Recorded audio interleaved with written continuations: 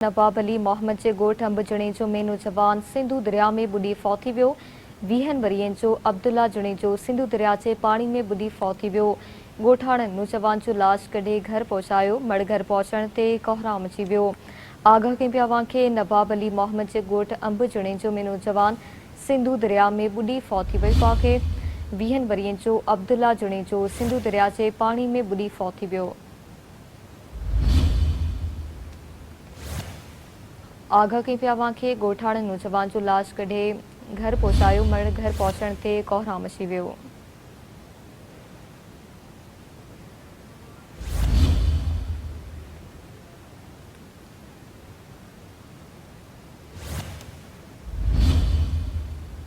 नवाब अली मोहम्मद जे ॻोठ अंबजणे में नौजवान सिंधु दरिया में बुॾी फौत थी वियो। 20 वरियनि जो अब्दुल्ला जुणेजो सिंधु दरिया जे पाणी में बुॾी फौत थी वियो।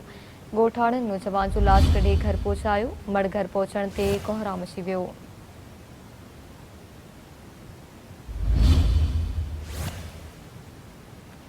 नवाब अली मोहम्मद जे ॻोठ अंबजणे में नौजवान सिंधु दरिया में बुॾी फौत थियो आहे। 20 वरियनि जो अब्दुल्ला जुणेजो सिंधु दरिया जे पाणी में बुॾी फौत थी वियो।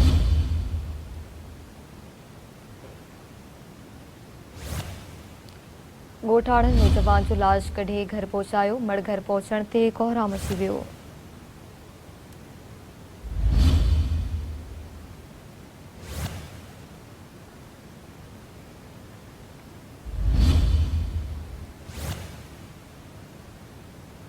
नवाब अली मोहम्मद जे ॻोठ अंबजणे में नौजवान सिंधु दरिया में बुॾी फौत थी वियो।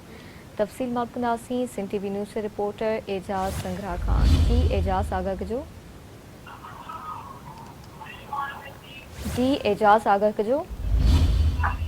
जी नवाब जो ॻोठ अंबजणे में दरिया जे चाड़ सबब बोड वारे पाणी में 12वीं क्लास में पढ़ंदड़ 20 साला नौजवान अब्दुल्ला वलद गामू जुणेजो बुॾी फौत थी वियो। ॻोठाणनि पारां लाश ॻोल्हे ॻोठ आंदो, जिते नौजवान जो लाश घर पहुचण ते संदसि घर में कोहराम मची वियो आहे। जी महिरबानी अवां जी एजाज़ आगाह करण लाइ।